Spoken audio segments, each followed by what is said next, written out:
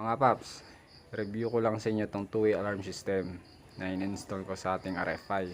Maganda siya para sa ating safety ng ating mga motor. Paliwanag ko lang kung para saan itong mga button na to. Ito ay starter button. Pwede nyo siyang i-start kahit wala yung original na susi. Kahit patay ang motor, may start nyo siya. Press nyo lang ng dalawang magkasunod.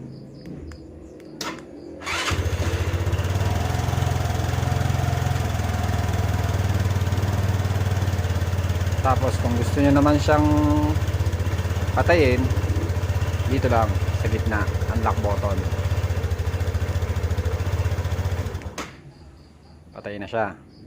Ngayon kung gusto nyo naman ng naka-alarm, pinutin nyo lang tong lock button sa taas.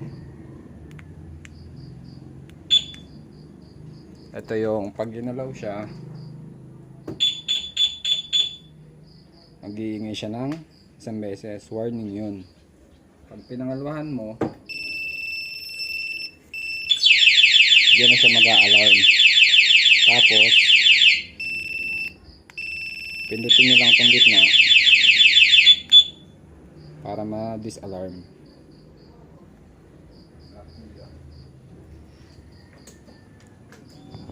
Tapos kung sakali naman na naandar si motor, wag naman, pero kung sakaling nakuha sa inyo, bigay nyo na yung original na susi natin. Umalis si magnanakaw, dala-dalang yun si motor. Kahit malayo na siya ng 2 to 300 meters, pwede nyo pa rin siya ditong patayin.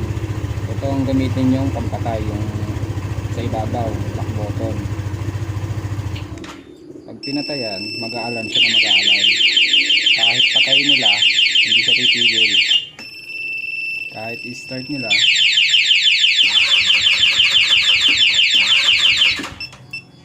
hindi siya mag-i-start hanggat hindi pinapatay sa alarm. Salamat mga paps, konting review lang.